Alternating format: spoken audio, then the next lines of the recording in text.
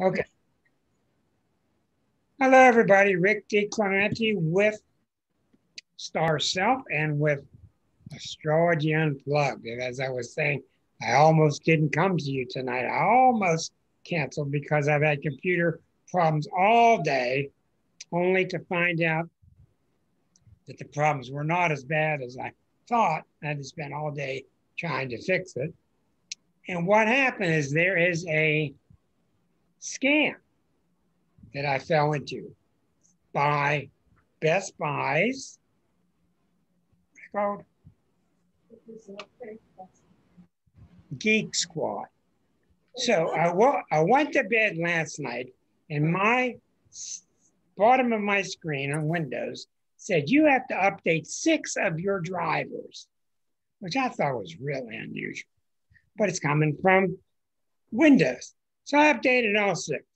And I woke up this morning and the computer was just going so slow, and I should expect it because it's taken a lot of time to install the drivers. So after a while, it's getting really worrisome because it's not moving. So I go to Google and I look up the number for Best Buy. And I belong to Best Buy's Geek Squad, so I get free support. So what I didn't know is they connected me to a fake number. Google did. And it was not the real Geek Squad. So I get this happy fellow from somewhere not hyper bad in Bombay, and we're talking and we're talking and we're talking. And I've done a lot of computer software myself, so I know some stuff. Can I get access to your computer? Yes, sure. And I give him access. So he got access to my computer and I'm watching him go by and he's making all my files go from the bottom up and they're looking at my files. I know the names of the file. They're all going on. This whole thing's hacked. It took me a while to figure it out. I kind of thought so, but I wasn't sure. I've got some terrible news for you, Richard. What's the terrible news, Richard? The terrible news is you've got tens of people all over the globe from different countries, all accessing your IP address. Oh, no. Why do you want my IP address? Well, I know you could just go in and change your IP address. He says, oh, no. These are permanent IP addresses by the government. You cannot change these things. Yours is permanent. Well, okay, all right. So I go with the fishing line, Okay. What I got to do to fix this? Oh, okay. He's giving me a list of all these problems and all this. For the next 2 or 3 hours, the government will log in for you and fix most of the problems. No problem. Then you've got these other pieces that cannot be fixed. And you must rent this certain hardware by Dell. You got to rent this certain hardware. Susan's over there. That's how I was going. So you got to put a $1,900 deposit on this hardware, and then someone will come to your house and help you install it. Come to your house. And if did you fall for that? Did you fall for it? It all gets installed for free. It all gets fixed for free. And if you return the equipment, you get your $1,900 back. Oh. So I said to him, how come a man with a Hindu accent is named Mike Wilson? Click on the phone. I called the bank. Everything was fine with the bank. Everything was fine with the computer. They just want you to give them that $1,900. So I was playing him along. I got him to the point where I said, okay, so I send you this $1,900. You're going to fix everything. How would you like me to send that? And he was really straight. He really knew a lot of answers, but he knew enough that I knew enough to catch him. I said, but I don't know many white Mike Wilsons in Bombay. I just don't think so, my friend. Yeah. So Why they give you the wrong number? Yeah, but the point is, a lot of storms here tonight. The point is that somewhere on Google, when you type in Geek Squad, you get the wrong number. Yeah. And that's bad news. They just change it all the time. That's what they do. Sure. You know, but it was really something. I think we're living in the matrix already. We are in the matrix. You're right, Erica. And my part of the matrix is broken. Okay. Now that leads us tonight in the secret of astrology. And it doesn't look like many people want to know the secret because there's the same people.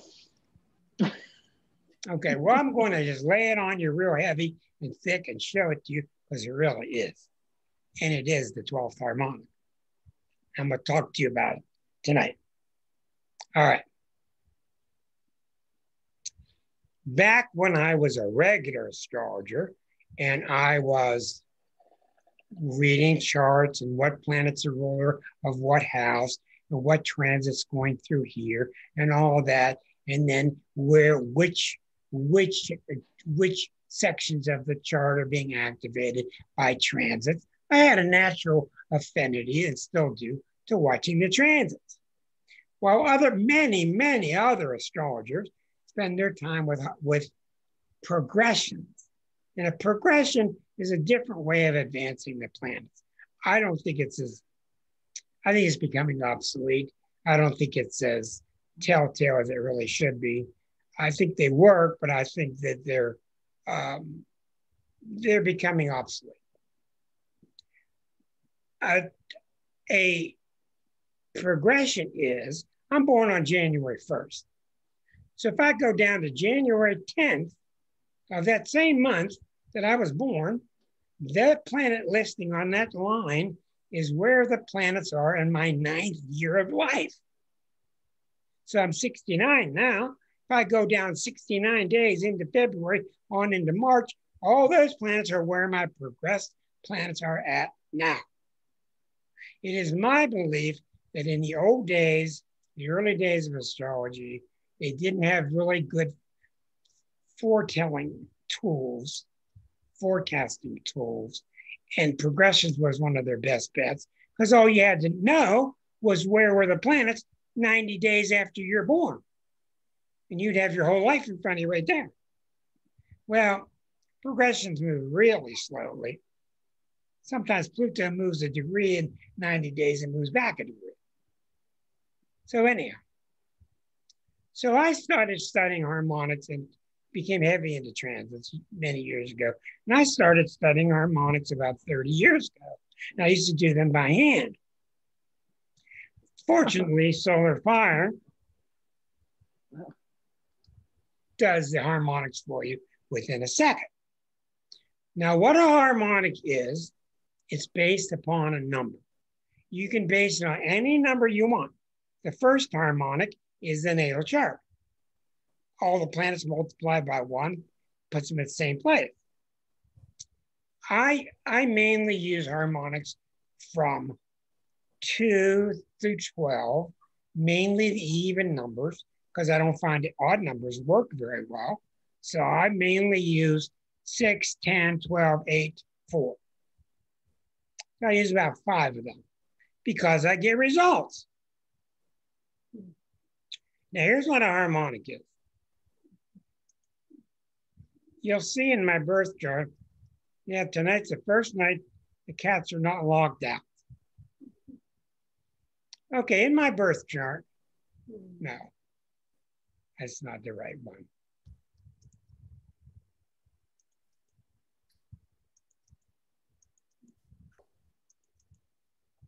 Here it is.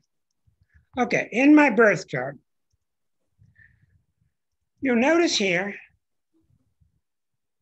that my Jupiter is at the 6th degree of the zodiac. So the beginning of the zodiac is 0 degrees of Aries. And this Jupiter is at the 6th degree of the entire zodiac, which happens to be the 6th degree of Aries. When I want to look at a harmonic, I look at the harmonic number, and through numerology, in a large way, it tells me what I'm looking at. So when I look at the 4th harmonic, which is similar to the number 4 sign of the zodiac, Cancer, the 4th harmonic shows me a lot about people's emotional life. How are they emotionally? How have they been treated emotionally? I don't use it very much, but when I find somebody with some really unusual vibrations emotionally, I'll do the 4. The main one I do is 12. 12 is the Pisces number. And I find it to be so incredibly powerful and so accurate that I keep using it over and over and over and over. Because the 12th sign is Pisces. Pisces is all about your past life, your transcendental self, the part of you that goes beyond this incarnation. That's why I use 12 so much. And I use 6. 6, I mainly use 6 and 12. 6 is the Virgo one. It's the one ruled by Chiron. I use it to find the destiny or your hero's journey. So I look at 1 to see your journey. What are your skills like? What are your abilities like? And I use 12 in a lot of ways about your spiritual path. It's going to get much more involved throughout the evening here tonight.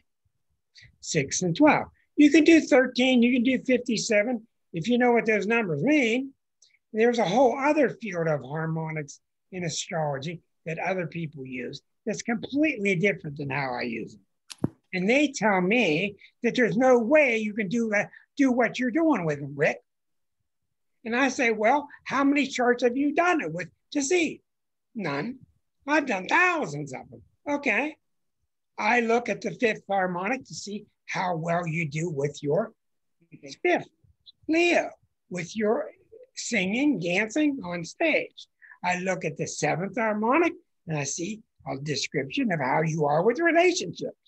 And I test it and test it and test it. I'm going to test it before I throw it out. Well, a lot of people I know want to throw it out just because they think it doesn't work. Well, I just have so much experience. I have no doubt whatsoever that it works. Okay. Now, they're not easy to read. They're complicated. They're very complex. But I'm going to show you some things that are going to blow your socks off today. We got a hand in here by Wellington. What's the difference then between the 6th and the 10th harmonic? The 6th harmonic is more like your Virgo skills. The 10th harmonic is where I look to see what Humpty Dumpty's up to. Is he staying on top or is he going to fall? It's your job. It's in the career, your career in the public. So you know who we keep waiting on Humpty Dumpty to fall. We keep looking at his 10th harmonic to see him falling, but the guy gets bombarded by the planets. Nothing ever happens to him. That's the difference. I don't know why it is, Susan, but it's a good question. I don't know why it is, but the even numbered harmonics seem to be much more telling. I've had many people tell me that your 9th harmonic is your main one. Well, I looked at my 9th, and my 9th is interesting, but I by no means see it as the main one for people like they think. But I'm not going to poo-poo them. You just got to keep the door open, keep researching. So if I want to find out more about your spiritual life, I multiply everything by 12. I get a real big number, and I keep subtracting 360 from that number until it ends up on the zodiac, a new zodiac. If I want to do your 3rd harmonic, which is about your writing skills, 3 times the number. Each planet has a numerical value. What number on the zodiac is your planet at? So you can see in my chart, for example, in my chart, I'm taking my time. Here's my 12th harmonic. Okay, my Jupiter is at 6 degrees. Okay, if I look and multiply that 6 times 12, I get 72, which is the 12th degree of the 3rd sign, or the 12th degree of Gemini. That's the 72nd degree of zodiac. That's how it got there. 12 times 6 is 72. 30, 60, 72. That's how these things get there. Now, in the past, we did all this by hand. okay, which made you appreciate it more because you built it, you watched it being built. Okay, now, remember, the natal chart, each planet has a degree where it resides. You multiply by the number of the harmonic that you want to explore. It may go beyond 360, in which case it may go to 1,000. You just keep subtracting 360 until it wraps around and ends up somewhere. You put it on the chart. The new midheaven comes up arithmetically. You look up all your houses according to the new midheaven. There's your chart. And that's how we used to do it, by hand. Now, the world leading authority on harmonics now, and the one who started all this, John Addy, the Britishman, who's dead now, had no idea that you could look up these charts, that transits hit these charts, that planets in certain houses were meaningful, that planets, in other words, when you look at a harmonic chart, it acts just like a birth chart. You can do progressions to it. You can do transits to it. You certainly can do transits to it. And you can see activations in that area. For instance, if I look at Marcia, and I suspect Marcia's really, really creative, I may look at her fifth harmonic, which is your ability on stage, your ability to perform. So the computer multiplies all of her birth positions times 5, and I come up with a whole new chart. And the chart really tells me of the person's expressive quality. You're going to see some famous people tonight with their fifth harmonic. When planets come by and hit that, they go on Broadway. They come off Broadway. They fall off the stage. Things happen. Things happen to your artistic career. They work. They're sensitive to transits. They work. The planet in the sign, now we got a planet in a completely different sign, completely different house that they tell us doesn't work, and it still works. So, for instance, if I'm looking at my third harmonic of my Jupiter is at 6, times 3 is 18. My third harmonic, Jupiter is at 18 degrees of Aries. That's all you do. Okay. Now, here we're going to jump real forward now. I do a lot of work with the 12th harmonic. I'm going to show you mine. I do a tremendous amount of work with the 12th harmonic. This is mine. These are all my birth planets times 12 wrapped around the chart, coming up with a new midheaven. And once the midheaven is constructed, then all the new house cusps fall accordingly. And look at my chart. This is what I called, erroneously, your spiritual transcript, or I used to call it your past life transcript. This is the biggest deal in astrology right here. This is now called your spiritual transcript. It is your, you know how they say at the end of your life, you're at the end of in between lives, you're about to take a new life. You're sitting with your spirit guide. You're about to take a new life. You got all these different people around you that are going to play different roles, your mother, your father, your sister in your life, because what that's all about is you analyzing all your lives, what your spiritual lives like in general. That's what this chart is. It's a general reading of you generally through your many X amount of lifetimes. Did you work towards God? Did you avoid God? Did you try to get away from God? Because that's all there is, in my opinion. So we see in my chart, I got a tremendous amount of 9th house, 3rd house, 4 planets, 3 planets. That's 7 planets. This is all about teaching, learning, going on the radio, getting on a platform, talking to people, et cetera, et cetera. So it makes a lot of sense to me. I think it makes sense. Then we see a huge T-square coming out of these 7 planets that all go to Venus at 12 Pisces. So this planet has got tremendous power coming to it from 7 planets. And you look closely at the ones that are near 12. Pluto's at 14, Mars is 11, Jupiter's right at 12. So your real big ones here are Jupiter, Mars, Pluto, all feeding this Venus. Now, when I got a really powerful Venus in the 6th house of service to others, it can mean many things. This is where students quit, because you try to find the answer and you're not going to find the answer, because there are many answers. It means that there's a very strong sense of service to others.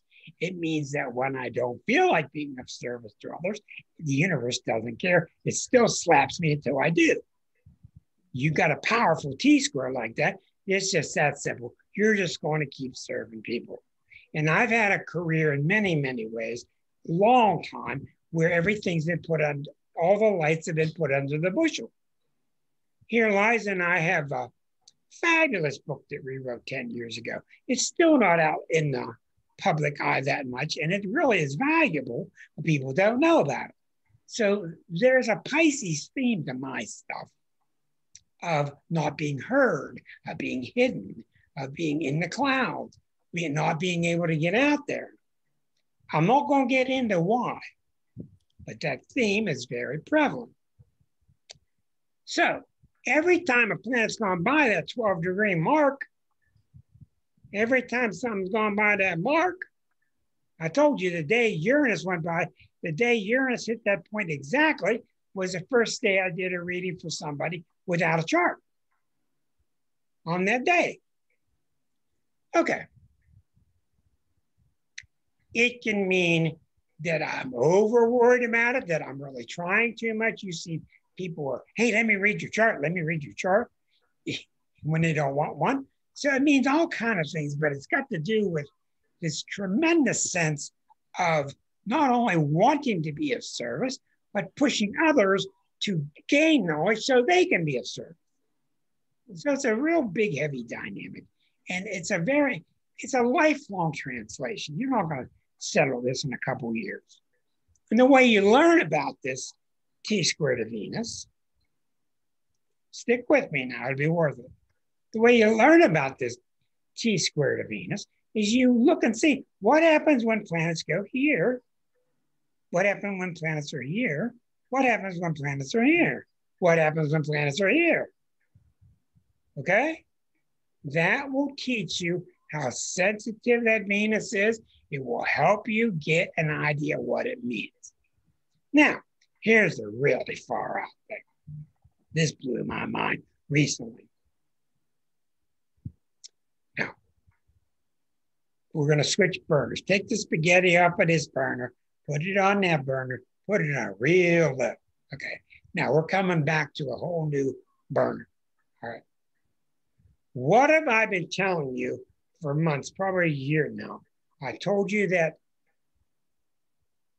let me get this straight here. This is just magnificent when I discovered it. All right.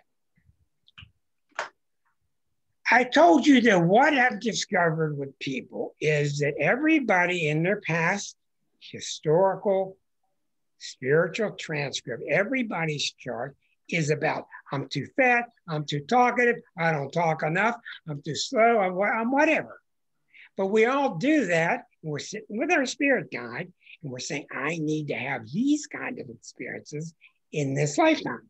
Never, what started all this is I kept saying to myself, why are people the way they are?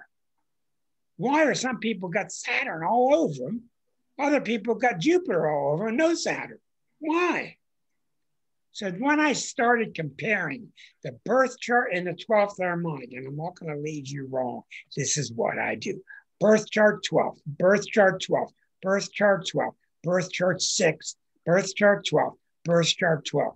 That's how I get the essence of what you're about. Because the 12th keeps showing me what you were like in this lifetime. The natal chart's always really quite like it. They're always kind of similar energies. But what you see in the birth chart is what you think you have to do to perfect yourself. I need to get faster. I need to be more patient. I need to learn homeopathy. I need to learn massage. I need to learn physics, whatever. And where does that come from? That does not just come from dogma. And I learned quickly on, there's a real temptation when you're reading to learn that it comes from your parents. It doesn't come from your parents. Your parents echo the story you've already got. It comes from the past life habits. That's where it comes from. And I'm speaking confidently because I have proven it to myself. Now, if you think it's wrong, that's okay. It's okay. Doesn't matter. Just do a couple thousand charts and verify it. Now, since the 12th harmonic, since Erica is sitting between lifetimes, and it's 1950 whatever, and Erica's about to be born, and she's going over her historical chart with her spirit guides, and they've decided in this chart she needs to be a little bolder, and this chart she needs to be a little more dynamic, etc. And what does she get? She gets a Taurus, sedentary, strong chart, but she gets all this Aries in there and this Leo in there. So she puts extra energy so she can learn in this lifetime to be a little more dynamic. Okay, what I call that, and I've been calling this for months, if you've listened, I've been calling it, those are the things that you thought you had to do to increase your chances to get through the pearly gates. It's that simple. Because, hi, Leslie, because we're all brought up with these thoughts, if you don't do this and this and that, you're not going to get through the pearly gate. In fact, you're going to get to the other one that's real bad down there. So I started working on this, and I started working on it, following, and I kept seeing it being true with everybody. Then I got to the point in the last couple of months, this is what's critical. I got to the point in the last couple of months where I realized there is no pearly gates. There are no pearly gates, and there is no hell. Now, you can call up and argue with me. I don't care. If you want to believe in hell, that's your option. I don't believe it. Okay? Yes, I've seen scary looking entities. I don't understand it, but I don't believe it. I believe it's all heaven, unless you're not focused there. Unless you got yourself all twisted inside, then you can't experience heaven. And if you can untwist yourself, then you will experience heaven. So then I'm thinking to myself, here's where the turning point came in. I started to realize that inside of me, I was changing. Something inside of me was saying, there's no all this tough stuff. Then I got to the point of saying, you don't even have to do anything. You don't do any kind of work. You're already fine the way you are. So that surprised me. So I'm broadcasting this on the show. You don't have to do anything, which is the mantra of the Course in Miracles. You're already fine the way you are. Then, what did I see? Then I happened to go back over my 12th harmonica. What did I see? What did I see recently? Neptune. Neptune has been at 22, 23 right here, right opposite Saturn. Neptune has been opposing the drill sergeant, Saturn in Virgo. Neptune, my Neptune, inside of me, has been standing up to, these are less than. Neptune doesn't bow to any planet except maybe Pluto. Neptune is telling Saturn, no, we're not listening to you anymore. Things are not uptight. We have to watch everything you say and rigid expectations on you, on blah, blah, blah, blah, blah, blah, blah. Neptune's saying, learn to relax. It's okay. Neptune's saying to Saturn, there's nothing you have to do. Saturn's out of its mind. Oh, you got to do this, got to do that right, got to do this right. Blah, blah, blah, blah. Drives people crazy. Neptune's been over here saying, no, you don't. No, you don't. So here I am coming to you with messages for months that are messages directly from my Neptune hitting Saturn, and I didn't even know it. That's what's fabulous about astrology. See, Claudia went like that because she gets it. My Neptune, which is the voice of, hey, let it be, let it go. It's all okay. We can all go to the picnic. We can skinny dip. We can eat food, have a blast. Just do what we want to do, and it's all going to be okay. That's the voice of Neptune. Even with your clothes on. It's hitting my Saturn, and my Saturn's been in charge for a long time. 69-year-old double Capricorn. Saturn's like, oh, you got just right. You just right. Marcia's over there laughing to herself. Oh, you got to do this right. Right. And my Saturn doesn't have any defense. Now, in the old days, the astrologer would teach them that Neptune is hitting your Saturn. Neptune is hitting your Saturn. Well, that really made a precarious situation, didn't it? Now, when I teach you, as Arroyo taught me, Neptune's coming out of me, it's facing the Saturn in me. It's starting to win that war inside of me, which gets projected out to you when I talk about it. And that's where I'm getting the certainty within me to say that you don't have to worry about it. Just let it be. Now, that Saturn is not going to fall down immediately. It's not going to even get hit till 2022. It's going to be around me for 2 years. So what you're going to start to see is a transition within me of my Saturn bowing out. And look what happens when the Saturn bows down. Watch this. This is fabulous, really. When the Saturn gets out of here, these lines disappear and these lines disappear. Saturn won't be as dominant. Then I want to have this really powerful 7-planet opposition all pouring through Venus, and I'll be able to say what I got to say and not worry about saying it perfectly, etc. Okay? But it was interesting to share, yes. But how does that happen if your 12th harmonic is always the same because it's based on your natal chart? Is that because like it's being the transits hit? Because the transits are hitting it. Okay, sorry. That's okay. And a lot of people tell me that transits don't work with the harmonic chart, and they're just wrong. They do. I'm living proof. This whole theme of me saying to you, this leaning that I did with you over the past 4 months of becoming more and more and more towards, you don't have to do anything, just let it go.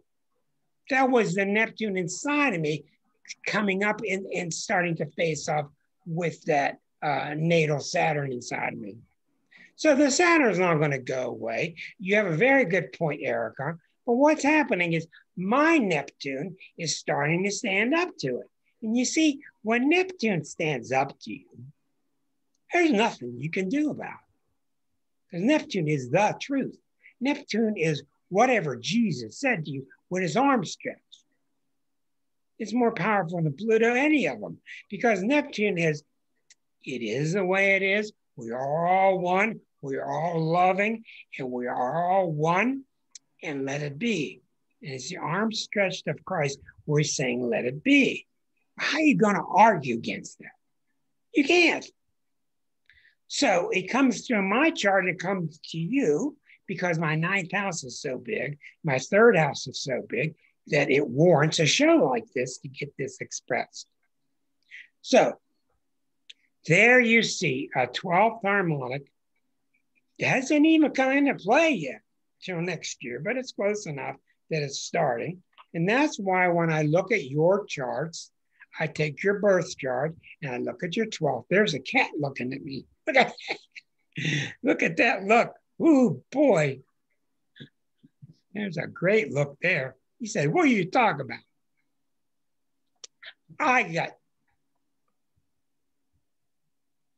We got Stuart's ashes today. So it's been a sad day for us, but a good one now. He's back home.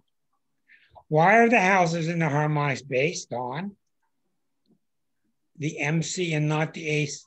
It's not true. The harmonics are based on both.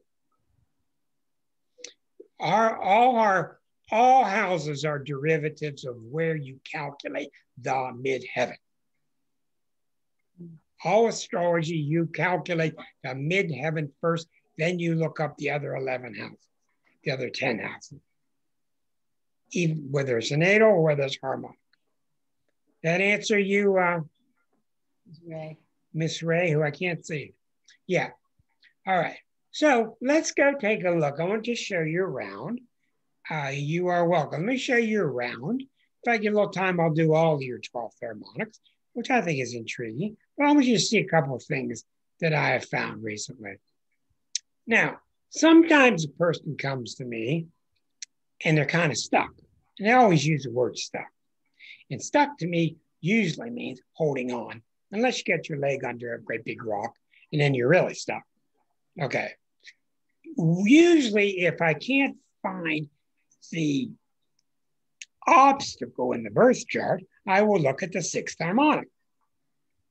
And the sixth harmonic tells us a lot about somebody's destiny, what they need to do, what their task is. And a lot of times, that sixth harmonic does not come into play until they're age 51. And the reason for that is the sixth harmonic is the Virgo harmonic, ruled by Chiron, which takes 51 years to return. And when Chiron returns at age 51, look at all your lives at age 51, 52. All of you had big turning points or setbacks at age 51 that had to do with things that were kind of crosses to bear all your life until age 51. For instance, a lot of people think God doesn't listen to me. At age 51, you finally learn, well, I'm the one that's not listening. It's not God. Then you start listening and things go forward.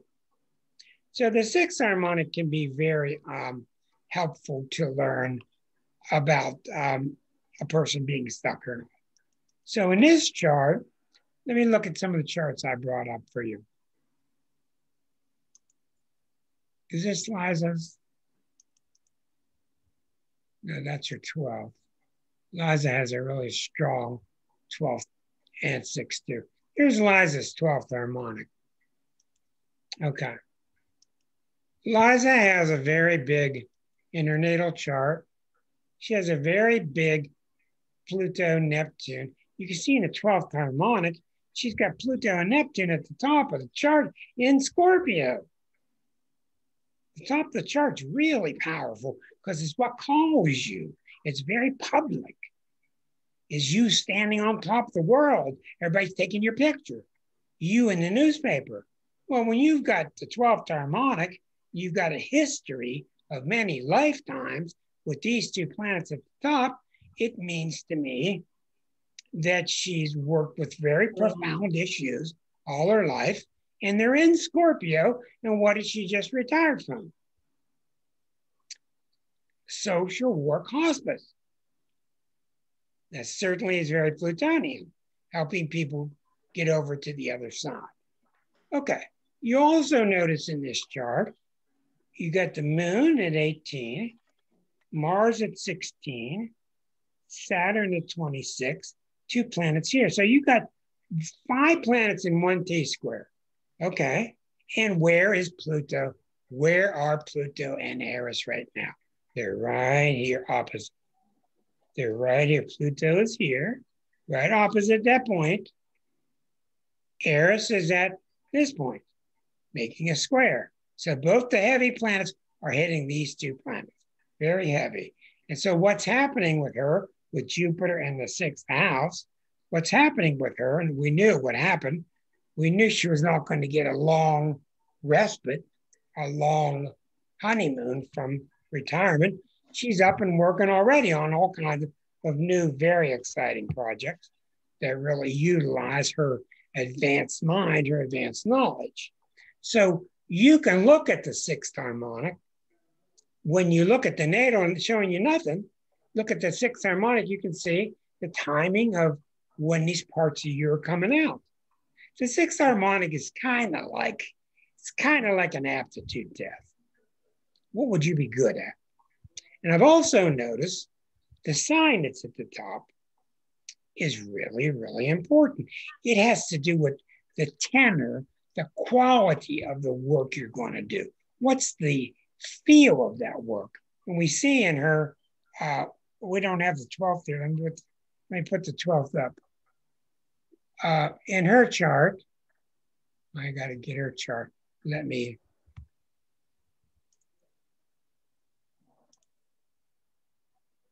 Now we're going to return to her chart, which is the 6th harmonic. So this is it. This is the 6th. Everything in her chart multiplied by 6. This time we notice what's at the top? Sagittarius. So that's a really good sign to have at the top. That means you're cause-oriented. You're treating education with great sincerity.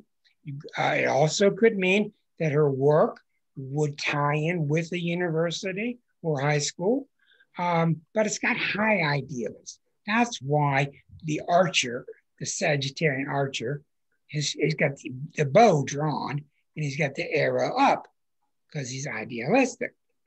No one's more idealistic than the Aquarians. So you see in her 9th house, she's got Jupiter, Mercury. So she's attacking these high activities with great intelligence, reading, studying. Well, what's down here? Look at this T-square, this huge T-square to Pluto, Neptune, Venus in the 5th house. So she's got great passion. Once again, we borrowed that Pluto, Neptune from the 12th harmonic, and we put Venus in there. We know in her 5th house of expressing herself, she speaks very passionately, very involved with trying to spread the news to other people to share these activities. Now, these charts are so accurate that you can even do solar arcs. For instance, this Saturn is 8 degrees from the sun. So a solar arc means move every planet 1 degree per year of life. So I will tell you that around age 8, if I sat with her and inquired about it, around age 8, Saturn hit the sun. So that means that in terms of her going forward, the 6th harmonic, Saturn hit her sun, something happened to stop her. Something happened to slow her down. And with Saturn retrograde, it commonly is the father. Not always, but these are things you can follow up on. But anyhow, the point is that if I can't find the answers in her natal chart as to why she's stuck, I can look at the 6th harmonic. Now, what you saw with me was my 12th harmonic is being accessed and addressed. The 12th harmonic are the ankle chains. When you can't get something fixed in your life, you struggle with it all your life. It's not in the birth chart. It's in the 12th harmonic. And when transits hit that 12th, like what's Neptune do? Neptune is acidic. It makes things dissolve. So that Saturn, which has been so much like many chains around my ankles for so long, now it's getting hit by Neptune and the acid is starting to erode those chains. So I see this a lot of times with people. She's just not going to stop bugging you. It's simple. Okay. So you can oftentimes see people graduating from their restrictions. All right, let me just show you a couple more. Then I'm going to look at all of your 12th harmonics for you. All right, let's show the people what couple I came up with. I did Joni Mitchell today, and I was interested in her 5th harmonic. And I don't use 5 much, but 5 very much has to do with your artistic ability. And just take a look at what you're going to see. It's just mind-blowing. Here's her 5th. All right, Joni Mitchell's 5th. We got to get it on your screen. Here it is. Okay, take a look at Pluto opposite Chiron, up and down the middle of it. You got a grand cross going right along with the 4 angles. Neptune, Jupiter, Pluto, Chiron. The woman is a Scorpio, and she's got the moon in Cancer in this area in her natal chart. Look how powerful this is. Neptune opposite Jupiter, which is somebody reaching from the heavens, reaching to the heavens as they write. The muse is just working right through her. Look at the bottom, Pluto opposite Chiron, and she's a Scorpio. Okay, that's all about her music having punch and power on purpose. Look how intriguing. And then she's got 1, 2, 3 planets heavily deposited in the middle of the 8th house. The 8th house is really a heavy house. That's where you jump into the abyss. You jump into the esoteric, and you research. You jump in and see what it's like, the occult. So you see, with her 5th harmonic, she's got this incredible liveliness that comes from the moon next to Uranus, which you can see in her songs, so many of her songs. And I guarantee you, if you watch certain planets through the 60s and 70s, go over these planets, you'll see the age of her being a folk singer. Then it got a little bit further along. She became more rock oriented, more rock and roll, and more jazzier. Then it got more advanced and she became really jazzy in her Hejira Time and Mingus albums. So it's intriguing to see how these planets work because they work in the harmonics. Let me move on. Let's take a look at Shakespeare. Shakespeare's 5th harmonic, okay? 5th. They said he's responsible for 10% of the English dictionary. 10% of all words came from him. That's pretty heavy. That's a pretty prolific Taurus in my book. Look at the book sitting between the sun and moon. Oh, we don't want to put that on our charts. What's sitting between the sun and moon? Eris. 2 degrees, 4 degrees. You think that means nothing? You think he wasn't Arisian in the sign of Scorpio? And these people tell me he was a Taurus. This Scorpio means nothing. Well, they're wrong. He was very Scorpionic. Don't you think he was a little bit passionate? Puck? What do you got to say, Puck? All right. Venus is vangular. Venus is very, very strong. But you can easily see the story here is Neptune is opposite Uranus. This is very powerful external energies, all going through the Jupiter and Sag. This is the writer, the cusp of the 3rd house, the prolific writer. And you see this very powerful outlet in his 5th harmonic, which means it's not going to just be my passionate output, but I want it to knock you over. Scorpio energies want to affect people and knock them down and help them back up. Just so fascinating if you just keep doing it. Now, a lot of harmonics I look at, they don't make any sense, and I close the system. Okay? A lot of 12th harmonics I look at, can't read it, close the system. I'm not going to require myself to be perfect on all the reading. I can't do it. And when I do a 12th harmonic, I look at the main things. What are the main things that stick out? You'll start to see how they really do work. Let's continue here. McCartney. Okay, let's go to McCartney. All right, and let's get him on your screen. I'm not sure which one I chose. McCartney's 5th harmonic. Look at this. The sun opposite Venus, Mars, Pluto in Sag. Now, if Penny Lane is not a Sagittarian song, then I don't know what is. Hello, goodbye. It's got this lighthearted sun in Gemini because his daddy was a Skittle player. He's lighthearted. Lennon thought his music sounded like Muzak because he hated it after they broke up. But he's got that lighthearted, fun-loving, he can write 10 songs in 10 minutes. And it's all opposite Venus, Mars, Pluto, T squared to Neptune. That means he's just like He's just like the court jester for all of us. He wants to give us these happy tunes that we can whistle while we're skipping down the lane and they're with us forever. And he did it. You can just see the power. I keep telling you, powerful planets come from being on the angles, or they come from aspects to the big planets.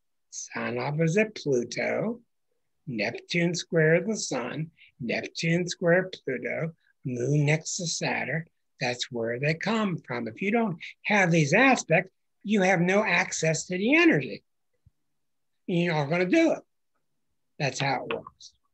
So let's finish these off here. Well, we've already done mine. Okay, very good. So again, what I'm telling you, we'll get to these other, we've got plenty of time. What I'm telling you is the number that you use. I use 12 to get to the spirit. I use 11 very rarely if I want to look at groups of friends or groups. One other interesting thing I do composites, and the computer will allow me to put up to 10 charts together. It's very interesting. If you have a band of 4 people and you add a 5th person, I can put the 5 charts together and show you how different the entity of the band is just by adding the 5th person or taking it out. Just shows you a different flavor. Well, you got to be careful with that, because then they start talking about who needs to be thrown out. That can be real delicate. The 10th harmonic. I don't use it very much, but I do use it to see fall from grace. Fall from grace. The 9th harmonic, I don't use it that much, and people tell me it's the main one, and I just don't see it. It's supposed to be your philosophical one, and I remain open and I'll keep exploring it. The 8th harmonic, like Scorpio, I used 8th harmonic to see if you're messing around with power. Okay? Abusing power, sexual abuse, any kind of power. I use it on countries. The 8th harmonic is very, very telling and can be very nasty. It shows how you're using your conjunction of your power with others. 7th harmonic, I don't use much at all. It tells me a little bit about how you relate to people. 6th harmonic, I told you I use it a lot. It's my 2nd most important. 5th, you've seen tonight. 4th, I look at now and then. If I sense some emotional peculiarity, I can't quite figure out what the emotional thing's about. Sometimes the 4th harmonic will tell me. The 3rd harmonic, I only use lightly when I see somebody that I think is going to write a book or they're going to publish something. And it really helps me see what the subject will be and when it'll happen. And it usually does. So, mark my word, I've looked at Liza's ahead of time. She's never talked about writing a book. I can see in her 3rd harmonic, clearly she's going to. It's going to be really good. It's happening pretty darn soon. And it's going to have some very high level Virgo traits to it, which means helpful to people to utilize. 2nd harmonic, I never use it. I guess it's about your money. I'm not sure. I've never seen anything from it. So let's just stop there for a moment. We're going to do all you folks, the 12th harmonic at least quickly, if you would like to.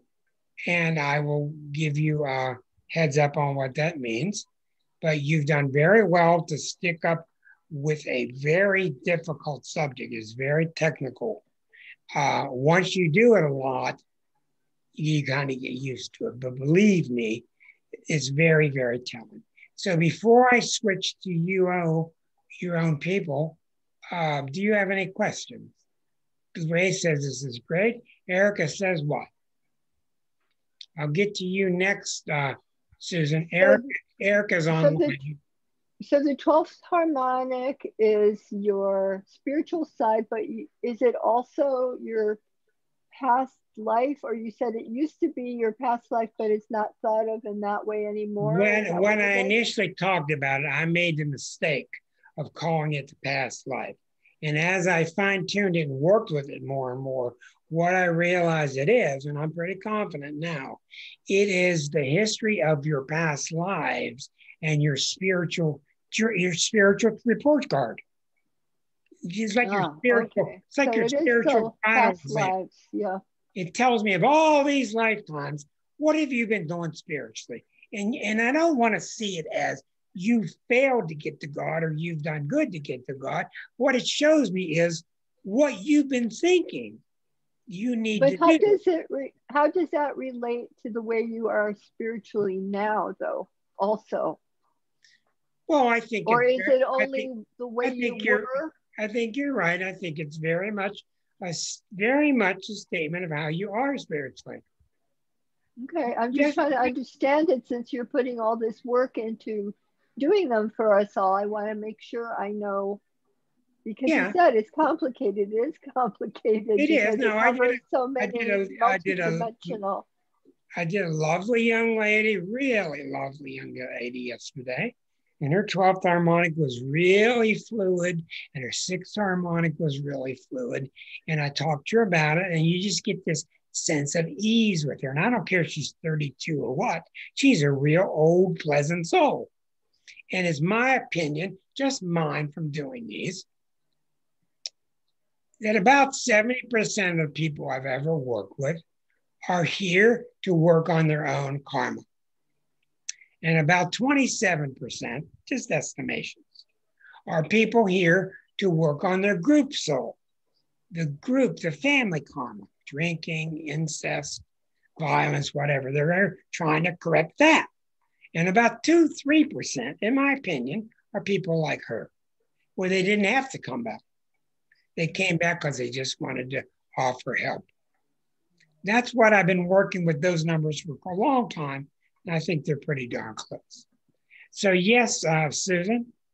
You mentioned the third house or the third harmonic indicates if someone's going to write a book. What would you see in the third harmonic? Well, I see in the third harmonic, I see rich, robust planets that want to express themselves.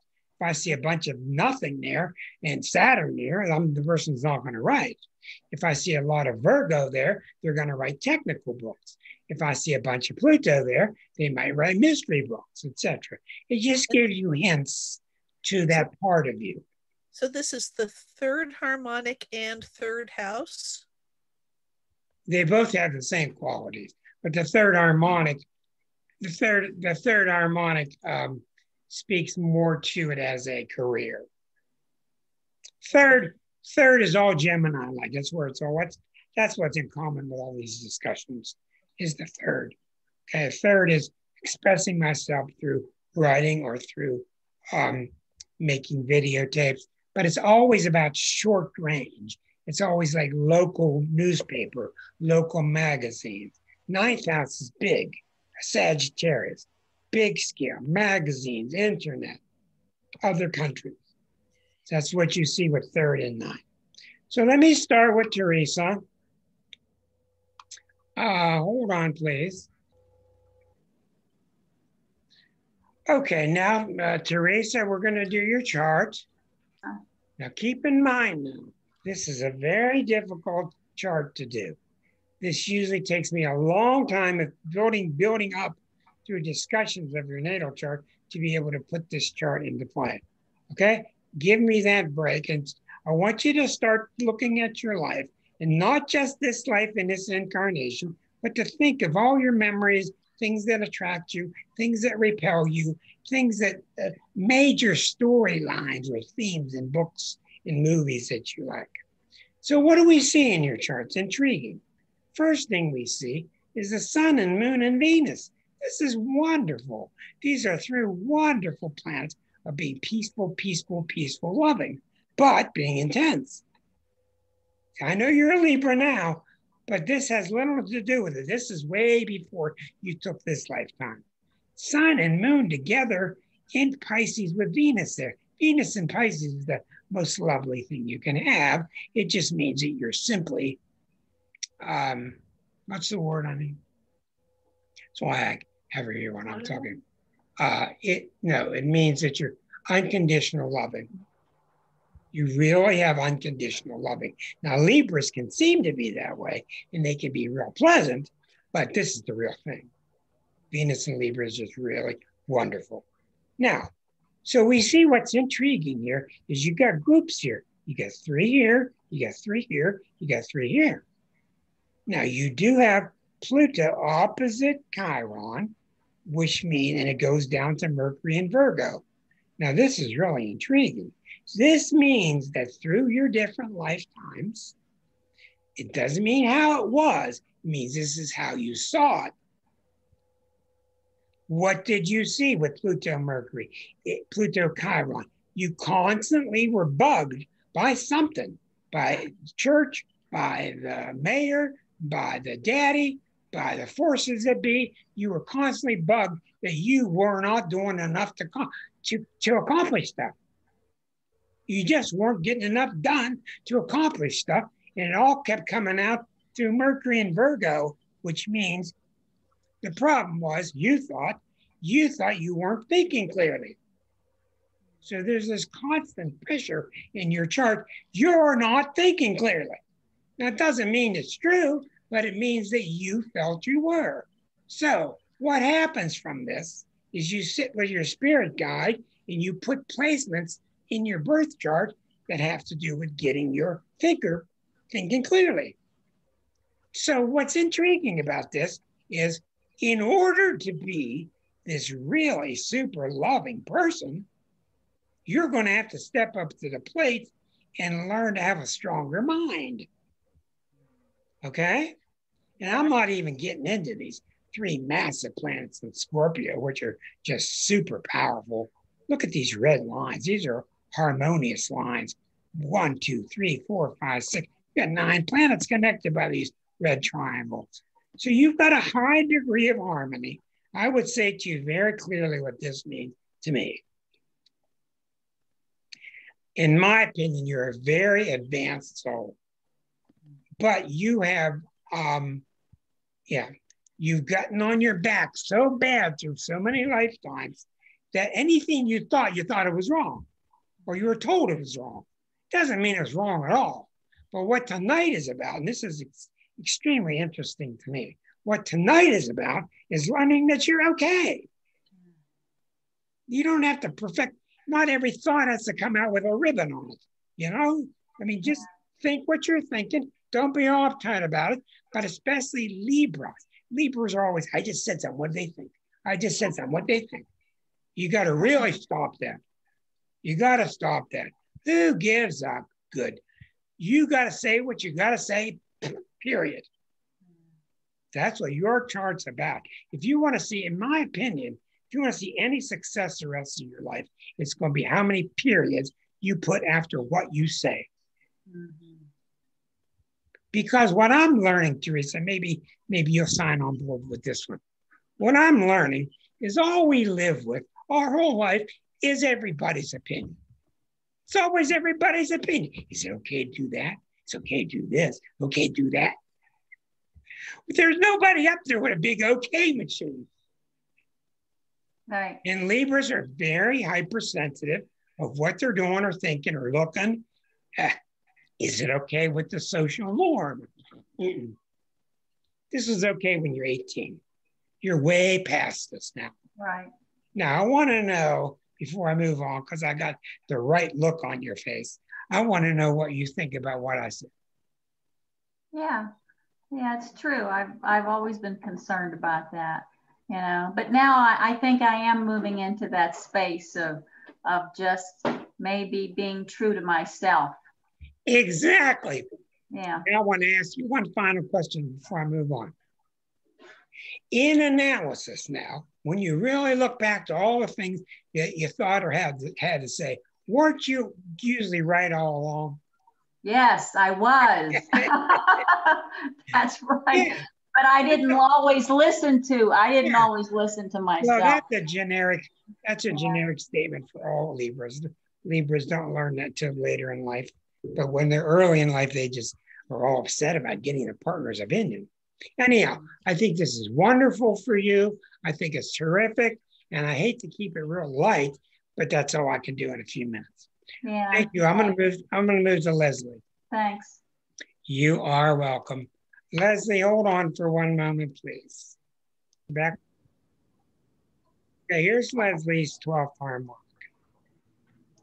Becoming my best friend is the pausing this recording.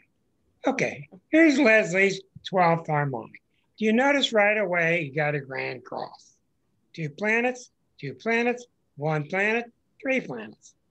Okay? You got 3 planets together here. Now the planets in the houses make sense too. They tell me they don't, but they do. Transits over here, transits over there, they work. These charts are sensitive to everything astrological. Now, what do we see here? We got a Mars at 27. It's opposite 25. This tells me that you've always been rather restless. I've never known that. This is like impatient to get things done. I've always noticed you to be very patient, or maybe I'm wrong. This is a generic impatience. Venus opposite the moon is a very lovely emotional nature. You just like people. You're very motherly and warm to your friends.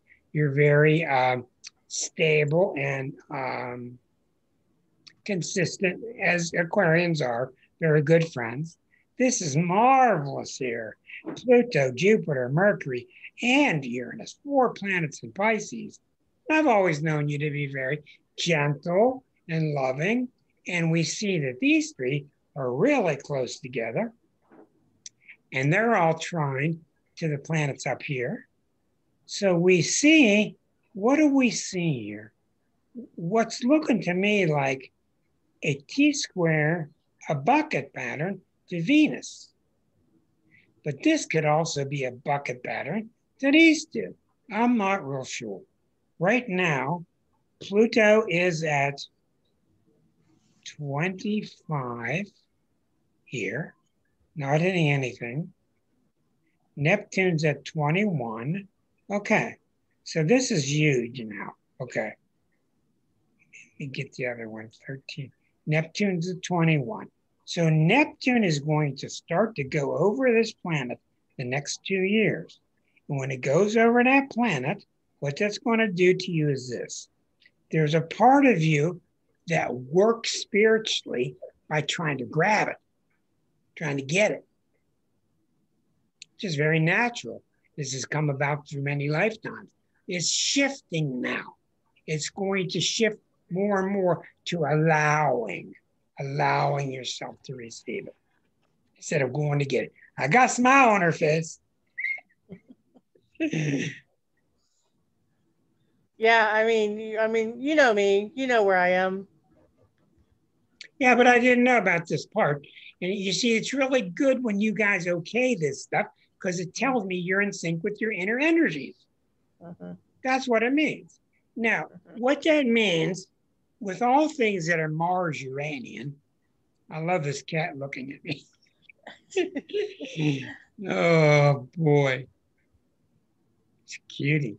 It means in general, this is really big. I'm going to tell you how big this is. At some point in time in an Aquarian's lifetime, they got to get to the point where they have to get past the mind because they're so cerebral. They're just so mental. And it's not just mental, it's their puzzle. It's their puzzle piece. And they've been building this thing for a long time. And that's why they don't listen to other people much because they've been spending so much time on their own. A long time. Well, when Neptune's involved like it is now, what's going to happen? You're going to start to see that you can't do certain things with certain pieces anymore until you just let it go. And it starts to come to you. And what's interesting about that is you'll start to find that what's coming to you is going to be better than anything you could have thought of anyway. So you'll be introduced to that final dimension beyond Aquarius called Pisces. Okay? Okay. That makes sense? Yeah, it makes sense. It does. I feel at times I'm on a precipice. And and maybe change is what I need, and maybe I should not be directing it as much as receiving it. Well, the whole thing I say there is it's not possible to direct. And what I would question is you thinking that you ever have directed it. Examine things that you think you directed and then ask yourself seriously, did I really direct it or did it just happen? Yeah. That's what I would do. Thank you, Leslie. Let me Thank move you. on. Let me move on to Kathy. Okay, we're back with Kathy Frame's 12th harmonic, which looks something like this. Okay, Kathy is a Virgo. We notice in this chart, 4 planets in Scorpio. A T-squared to Eris. The sun is in Taurus. So we see that all these lifetimes, she took upon herself to be like this. And when she took this new lifetime, she decided she needed some extra Virgo qualities. So what was it about this lifetime? What I do when I read a natal chart is I look and I see what are the unusual parts. And then I ask myself, when I go to the 12th, what led to them having these unusual parts in their birth chart? What caused it? Well, what do we see here? We see a very strong Neptune. This is somebody that's non-Virgoan. This is somebody who's almost cocky about their philosophical perception. She knows how she feels. Where is she? Where do I see her? There she is. She knows what she thinks about religion. She knows what she thinks about philosophy. And you're not going to argue with her very much because she got the Leo there. She just knows how she feels. Okay? Now, I don't know if it's right or wrong, but that's how she is. Now, in the past life, we see an awful lot of passion in this woman that she kept buried. Now, I'm with you, Kathy. I got the same thing. I can't tell you how many times I finished second. She got a lot of Jupiter and a lot of Chiron and a lot of Moon. These are passions and they're buried in the 12th house, which means that during these lifetimes, you were taught or you were convinced that it wasn't okay to express all these really passionate feelings. Mm-hmm. Is that true? Mm-hmm. Where did it come? Yeah. Where did it come from? I've noticed it particularly being a woman, being in a man's world, where it was really hard to express my opinion. Yeah, certainly. Now let's go beyond men. Where else did it come from? It may have been something from I can remember being told, oh, you don't really think that when I was a little girl. Boy, is that insulting, huh? Yeah. Okay, so whatever it is, you can see that you take those prompts and you influence your birth chart. And what we see in the birth chart, we have to see in the birth chart, a lot of forces that try to prop you up. And in this lifetime, you tried to prop yourself up that what I think and what I believe is fine. How's that worked out for you? You know, in the last couple of years, I am finding myself much more comfortable with what I believe. Very good. And I'm learning that I don't always have to express it, that I can be okay within myself with it. That's exactly right. And I want to say this to all of you. In the collective, this is happening big scale now. Huge scale with Eris and women coming out and speaking out, and the African Americans speaking out, and even the Trump people speaking out. Everybody's just feeling like they've been left behind. They got to speak out now. So this energy is immense right now. So the whole point with you is you're exactly right. Keep at it. And don't let that Virgo get in there. The Virgo should be helping you do a spreadsheet, whether it's 0.2 or 0.25. Right. Okay, that's its place. But it's not, it shouldn't be involved within the being.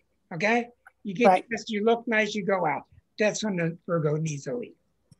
Okay? Because it's not good at ruling a human being. It's good at turning you into robots, which we don't. Which you don't. Yeah, we don't want that. No. So it sounds to me like you're right on track. Thank you very much. Thank you, Rick. Okay, we'll go down to Erica. Okay, Erica? All right.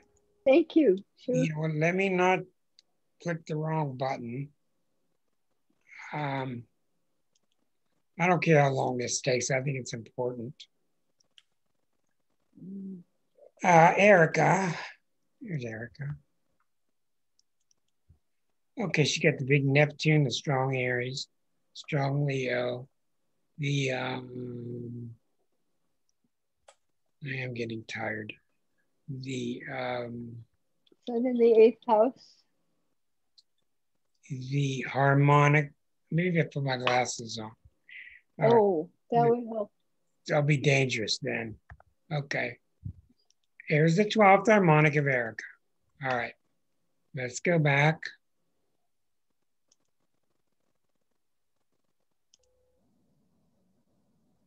Okay. Sorry, you got the message here. Now we're going to take a look at Susan's chart.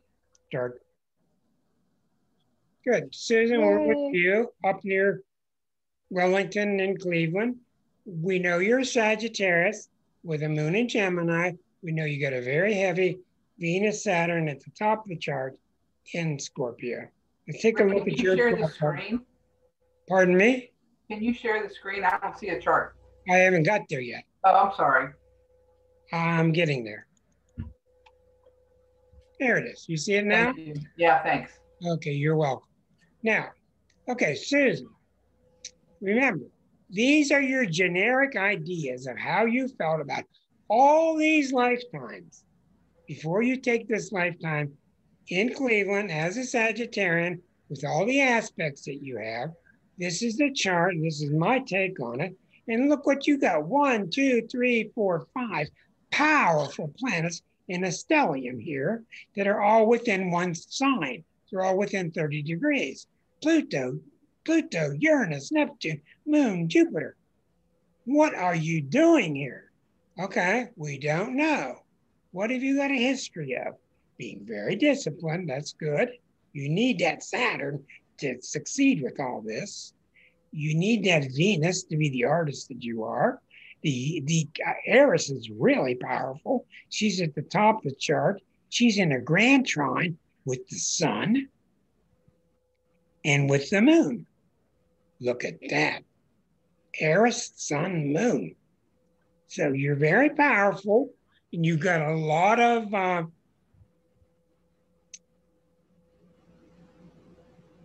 bullets in your gun. You got a lot of potential firepower if you want it. So what do we see here? We see in this lifetime the square to Mars. So this chart to me is very simple.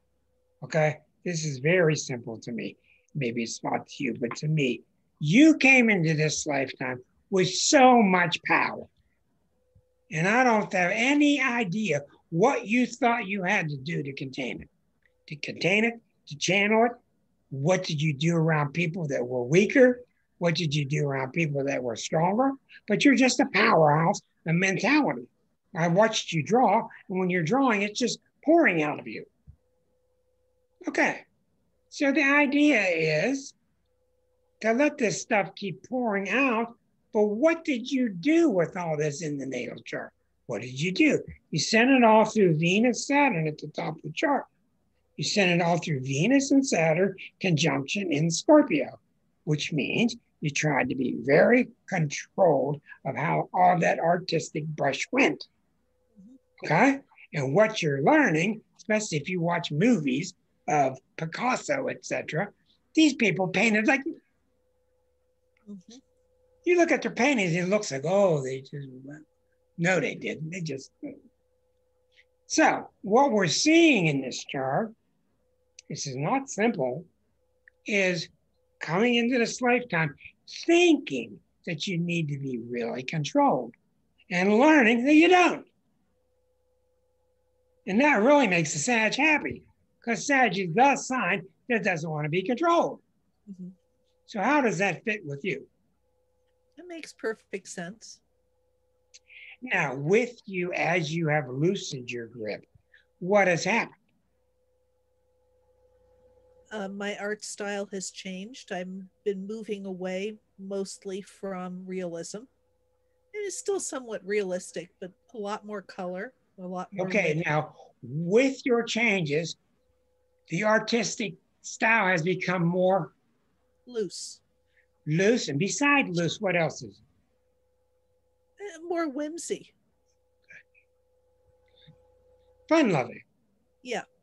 Well, those are all really Sagittarian qualities. Okay, now what I want to say with you before I move on is you're right on track with that, and I want to take those principles and apply it to you. Okay. Okay? Take those principles, apply it to your life, how your heart beats with other people. Mm-hmm. Okay? And I think that as you do, you will win. Now, remember, I'm going to repeat something here. What I think we've all been wrong. I think all of us, when we sat with our guides and we designed these new lifetimes, so we get to the pearly gates, I think we've all been wrong. Maybe that's the wrong word, is I just don't think we had to put the constraints on it as much as we did. I don't think we needed to straitjack us as much as we did. I think we all underestimated ourselves and we followed along too much with the dogma and all the rules and all that stuff. And I think that's what's going on now on the planet. And it's marvelous to see because we're loosening up. So everybody get a trailer, go to Cleveland, and let's all follow suit. Okay, next chart. Okay, Marcia, here comes your 12th harmonic. Okay, now, many, many lifetimes. I've known you a long time, so I don't need to see the chart. I know you're a really advanced soul, just because I can feel what it's like to be around you. Okay, you got Venus really high in the sky, right? You worked on Broadway for, what, 30 years? 35. 35, okay. Your battery's running low. Thank you for telling me. That's what we need. It's because there was a thunderstorm. Okay, give her treats. Okay, now, what do we see? You got Gemini, Gemini, Gemini, Gemini. Rising. We got a big T-square to Uranus in Leo. Isn't that intriguing? Okay, we also, you and I are both born with Eris next to Jupiter. So they're going to stay that way in the harmonics. So we still got Eris next to Jupiter. But what's intriguing about these 4 Gemini planets, they're both opposite heavy duty Pluto, Neptune, but they're in Sag. Okay, Sag, Gemini axis. So what's really fascinating about your chart, you got all this fiery, expressive capabilities to do all these things. And you played puck with me once. And it's a very puck-like energy to be swinging through the vines and the weeds, etc. But it's all going through Saturn and Virgo. Now, isn't that intriguing? You've got all this tremendous flighty energy going through a Saturn and Virgo. This is what you had. And you got another one, which is this powerful energy going through a Uranus and Leo. So this one's saying, you got something to say? Say it. This one's saying, I'm not sure. I don't want you to say it. Let's think about it. Long, hard time before you say it. Say it. Don't say it. Say it. Don't say it. Say it. So what do you think, bud? Oh, yeah. Okay, now what's intriguing about that is you got the same thing I do because we're born so close. Your Neptune is at 22, right opposite your Saturn. See? So your Neptune is eating away at your Saturn control, just like mine has been over this year, 22 and 23. You're going to start to see inside of you, the Neptune's going to start agreeing more with the Uranus and Leo. Just express yourself and don't worry about it. Because what's Saturn? Saturn's all about saying an improper thing. See, I may have not said that before. That's a really big Capricorn word. Improper. What's proper? What's improper? Who cares? That is a really big Capricorn word. So I think it's a beautiful thing that we're saying tonight, right? It's real simple with you. You're going to do the same thing I do. You're going to start releasing those cast irons around your ankles and allowing yourself to move. And it's a very Capricorn thing, by the way, in case you didn't know that. Capricorns grow up very restricted. They're usually very well-behaved children. And as they get older, they get younger. Very, very common. But does this make sense to you? Oh, sure. Well, I think it's really, really good. And I think that the more you work with spirit, and I know you're working in many different ways, we want that Saturn to be strong. Mm-hmm. You know, we wanted a homeopath to be a real strong and Saturn and Virgo thing, because that's a real homeopathic symbol. But we don't want you all uptight as you're trying to screw the lid on, you know. So I'm not concerned about you one bit. I think it's really marvelous. It's a good combination. And also, as the Neptune keeps working on that Saturn, you may find changes with your osteo, with the bones, with the following areas of the body: the kneecaps, the joints, the teeth, and the skin. There'll be a lightening of that? Yes. The lighter energy. Yeah, it's just like you just won't be as much Saturn's trying to congeal it, make it congeal. Neptune is more, just let it be, it'll be all right what it is. Yeah. It'd be a nice puddle. Yeah. But they're really at odds, okay? Thank you, Rick. You are certainly welcome. Now let me go through my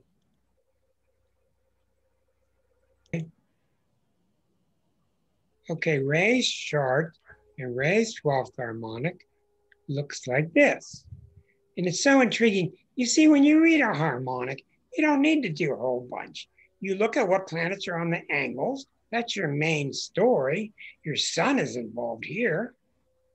So you can look down here too. But the main story is, what is this huge fight going on here? This woman took these two planets on, has been taking these two planets on for years and years and lifetimes. Pluto, Mercury, Moon. Okay, what that means is, we'll get Eris in here in a minute. Is that right though? Because it has the wrong birth date. I was born in 75. Oh, I'm sorry. I got the wrong chart. Different Ray. Thank you for being patient. Sorry about my mistake. And I'm back with Rachel and her 12th harmonic. Good that your students are learning and focusing and listening and finding mistakes. And by the way, you'll catch many more mistakes the more you do charts by hand. Okay, Rachel the Aquarian, Sun opposite Moon, T squared of Pluto in Cancer, Mars opposite Moon. So the Moon is really dealing with the Sun and Mars. The T square here is from Uranus, Jupiter, which is very lively, very socially T square into Pluto. When you see a T square to Pluto like this, sometimes it's really backward because Pluto doesn't act like a expressive hole in the dike. It expresses itself more like Pluto is squaring the other two planets, I've found.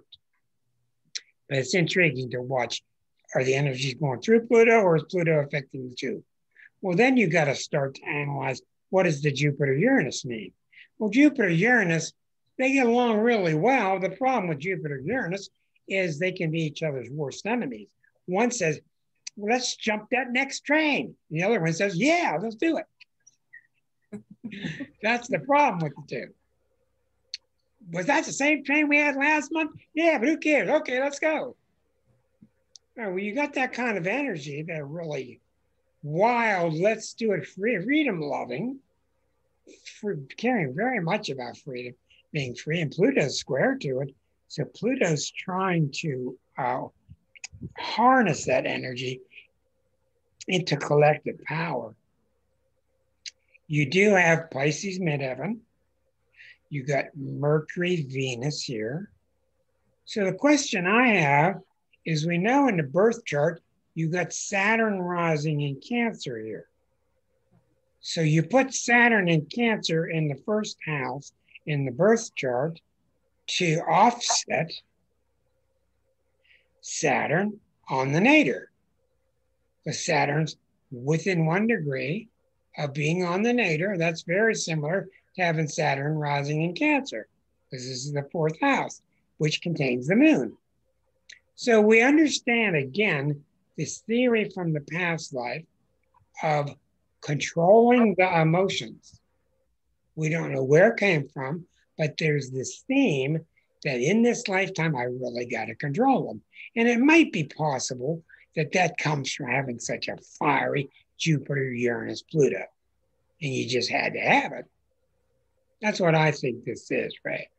I think you were just so fiery that you had to put a kind of a governor on your feelings to corral it. What do you think? Oh, I can definitely see that. Even though my moon is in Taurus right now, and being very grounded, I've got some oomph behind my emotions. So I can see why I put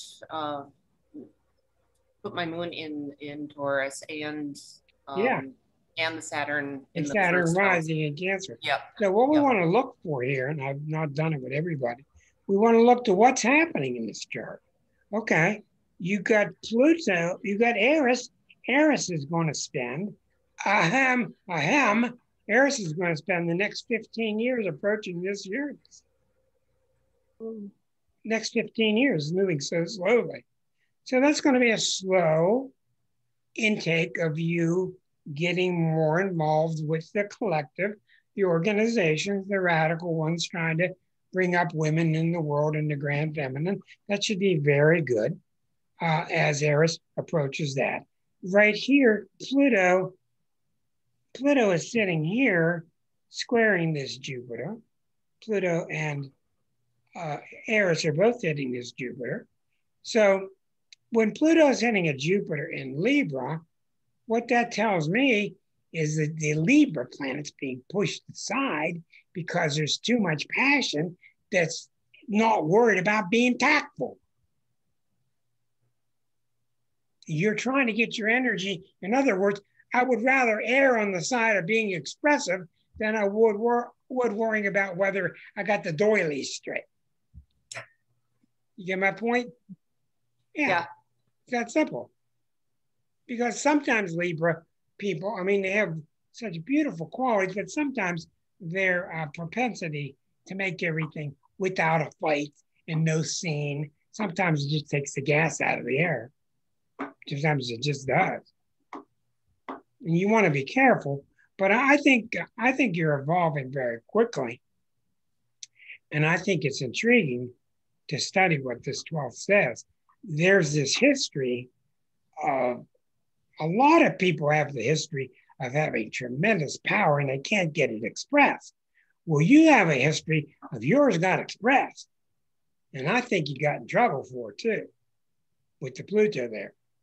It got expressed, and I think you had a handful. So you come into this lifetime, let's bring a little bit of governor with us this time. I think that's all that is. Okay. That make sense? Yeah, that does make sense. Thank you very much.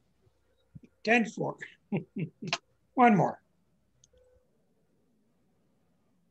Okay, Colleen, here we go. And we know that you are a Scorpio and you have Uranus rising.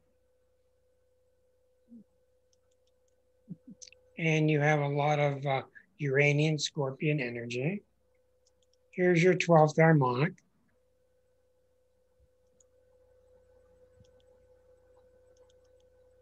Okay. So we know you have a lot of passionate energy, very strong, tremendous amount of healing ability with great big Uranus opposite Chiron right across your ascendant. Tremendous healing ability. There's no doubt in my mind, I don't even need to look for it. You've had lifetime after lifetime after lifetime of being a healer of some kind. You've just got too much power there.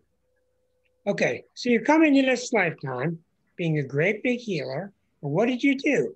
You put Neptune right next to your sun, and you put Uranus on your ascendant. So in this chart, you got Sun opposite Saturn. Thank God it's 8 degrees away. It's not retrograde. This is a weak Saturn, but still it's opposite your Sun. And then you got Pluto opposite the same Saturn, and all this T-square goes to Chiron and Aries. Well, this is fascinating without even looking at the moon Venus in Scorpio. What this is somebody who has been carrying the weight of the world on their shoulders for many lifetimes. I don't know why, you just felt you had to. A little bit of martyrdom. And what did you do with all this energy? You tried to maintain this martyrdom at the same time expressing your Aries energy. And what the Aries energy suffering in with Chiron symbolizes is I'm never recognized for the person I am. I never get recognized for all the talents I have. Well, how are you going to show us what you have if you're busy fighting with the Saturn, Pluto? So there's the fight here. And I will tell you, Colleen, this is a very normal fight. I've got it. I've seen a lot of people have it. You just have to work through it. But that's the story here. Mars is at the top. It's very strong. Pluto's next to Eris. That's very, very strong. So you got all this power. You got tremendous power. But yet you decided to keep Saturn opposite your sun, Pluto. It was probably a good idea through this lifetime, or you could have spun out of control. I think that Saturn was really purposeful. Disciplined. Yes, I think so. And you got Sun Neptune, which is not easy. The reason Sun Neptune is not easy is because you don't get the advantage of getting a sense of self. You always get a sense of selflessness. And you just have to learn about that through your ego, non-ego travails. Now, what's going on in the chart? Pluto is just passed here. I don't know what it did to you in the past 3 years, but I think I know. There was no picnic. Pluto went over that area.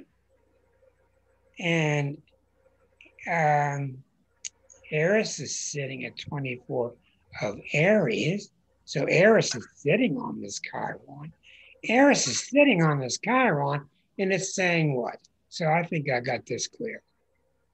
Aries, your Chiron in Aries is your wound. And the wound in Aries is, how come I'm not noticed for who I am? I can do all these things. I don't get noticed for the individual that I am. Why do you always look around me? You don't notice me. The answer is with Chiron, you haven't been noticing yourself. That's how Chiron works. You haven't been noticing yourself.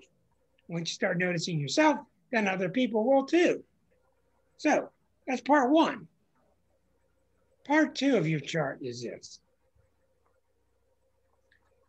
There's a lot of powerful people in this ensemble we have here. This is a very powerful chart. And you got very powerful healing abilities. The answer to your chart without a doubt is Neptune. And I'm going to tell you again what that means. We've talked about this many times. If you think you're going to solve this problem by yourself, well, then good luck. And leave me some notes on how you did it. Because you're not going to solve it by yourself. You're going to solve it by giving it to Neptune. You got a very powerful chart, but what I think is happening in your chart is saying, look, this is one of your final lifetimes, and this stuff about you being Colleen has got to go. I'll recognize you as an individual, but I'm not going to recognize you as Colleen. I'm going to recognize you as another one of God's fingers, God's hands. That's what your chart is about. And I've watched you. You go towards being very selfless, then you come out and you get real excited about where Colleen is done. And it goes back and forth. Okay, that's fine, that's normal, but it's a time now where the planets are on you, where you need to start to surrender. Does that make sense to you? And yes, it does. Especially this situation forced me to do that. Well, it's not easy, but the great thing about this, without being a preacher, the great thing is when you give it up, you will get your answer. You will get your solution. Period. You just will. Mm-hmm. Okay? Yep, thank you. Any questions in the future? Call me, we'll talk about it. Thank you. Good, thank you. Yes, you're welcome. Thank you. And thank you, Claudia, for being patient. Let's pause this. Okay, back to Claudia's final chart, the 12th harmonic. Claudia is a Leo. I want to take this time especially to thank the very patient YouTubers who have stuck with us. And if you want to join us anytime live, just join us 8 o'clock Eastern on Thursdays for free. And type in Astrology Unplugged to Google and you will get your free pass. Now, we look at Claudia, who's a very gentle Leo. She's got this Neptune in her chart. She's got the smoothness in her chart. She's very capable.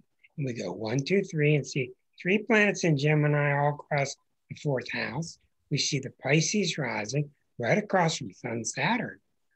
So we have to go right away and circle these 2 planets and these 2 planets. What is Mars doing with the moon next to Pluto? And the sun is next to Saturn. So we see a history of her being in groups, being kind of radical, not too bad because it's in Capricorn, but she's certainly forward thinking. She's really trusted in her groups. She's also seen as very disciplined, follows the rules, okay? She even subjugates her own Leo sun to this Saturn, which is incredible, pretty interesting. And it squares the Pluto. Boy, if these things aren't hard to read, I don't know what they are. Okay, you've got this social self that has earned and is capable of being very responsible with the people around you, with your customers, with the public, etc. You're right on the edge of being a little bit too wild, but not too wild.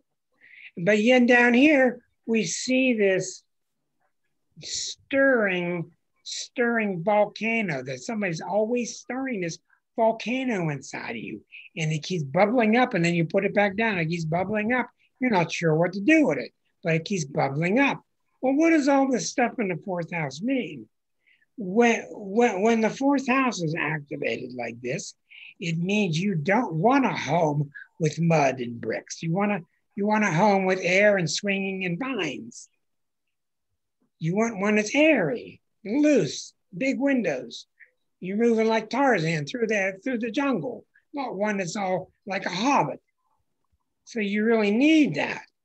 So these qualities up here tend to push you towards using bricks and mortar, and these qualities don't want it. What's that say to you?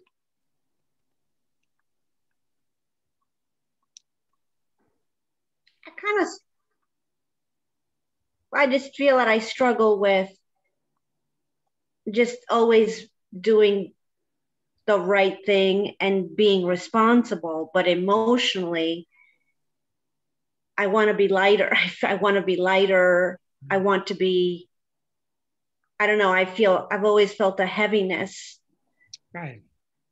But my nature is, as I get older, I get lighter. That's exactly right. Now, let me ask you something. These feelings of I should be more serious, I should be more contained, where do you think they came from?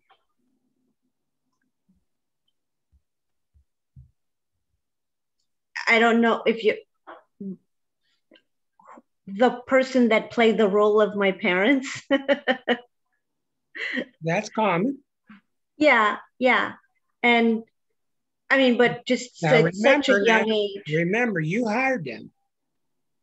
Yeah. Okay, what did you hire them to do?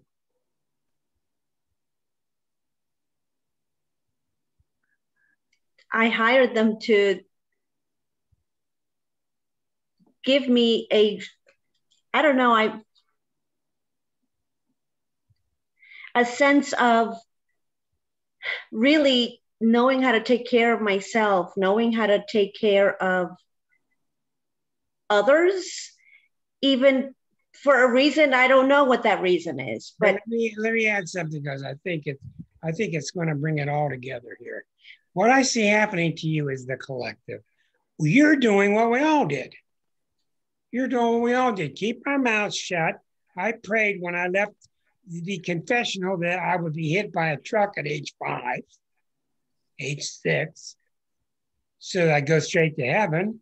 We're all got this dogma stuff in us, how we should act. And I think it's just, you look next door, you look to that guy, he looks to you, hold the hand of the guy next to you in church. We're all just doing it because everybody else is doing it. Is what I'm seeing. Yeah. And what I'm seeing with you is, hello, it's starting to unwind now. Because we're starting to see, like Helen Keller says, life itself is the thing that makes our standards strong. Life in movement is what makes the pillars strong, not making a better brick. Okay? Let's take a look at what's hitting your chart now to bring this to an end. Okay, so what are we seeing happening now? Well, Neptune's at 22. So that makes your chart going through Neptune, Neptune, Neptune, Neptune, because Neptune's at 22 here. And you already got Neptune square Mercury. You've always had it. Neptune's at 22 squaring Neptune.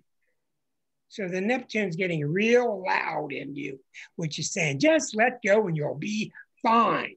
Yeah. Okay? What do we see here? We don't see anything in late fixed, nothing in early mutable. Okay? So the Neptune's really being hit. Neptune's the ruler of the charts, in a way of speaking. We got Pluto and Eris hitting this Chiron. Okay, so what is the Chiron? Just like we saw in the last chart. What is the Chiron that's being hit by Pluto and Eris? Chiron is in Capricorn in the 11th house. The Chiron in Capricorn is about never being noticed for my position. I got this position out in the world. I do all these things with all these groups, but nobody ever notices me. They just take it for granted. What are they doing? They just look past me. So that's being blasted by 2 planets now, which are telling you, as with Chiron, Chiron's always a pain in the butt, because Chiron always says, it's you that doesn't see. That's what Chiron said. Not God that missed it. You missed it. You didn't give yourself any credit. Yeah. Chiron says. Yeah. So between that, you giving yourself more credit, and the Neptune just getting stronger, which is the answer to everything. Look at a cat staring at me. I know, he's so like intense. Oh yeah, I'll come up there someday. Wait. You get my message? I do, yes. Let's hear it back from you. What did you hear? I heard, why isn't nobody noticing me? But really, I'm the one that needs to do that for my own self. And then maybe it'll come from the outer world, but that doesn't even matter because I've already done it for myself. There is no outer world. Right. Yeah. There's no outer world. Mm-hmm. Once you do it for yourself, that's it. You do it for everybody. So I think you got it. I think these, to pat myself on the back, I think all of these 12th harmonics have been really accurate to them. I think it's really a good sign. So thank you, Claudia. I think you could take it much further yourself and when we talk. But I want to say that we've all got the idea now how we just treat ourselves so badly. We put these big chains around ourselves and expect ourselves to dance while feeling good. So that's all I got to say. More like that kitty. Yeah. They don't treat themselves badly. Thank you to all of you and to all of you YouTubers for joining us. This will be up on YouTube in a couple hours. I encourage all of you to look into your harmonics if you can. They're not easy to do, but I think that you really have found out about the secret to astrology. You nailed it. Thanks, Thank Rick. you, Rick. Thank you, Rick. Get some rest, go relax. You outdid yourself after taking a week off, and now you're gonna need another week off. I will sit in.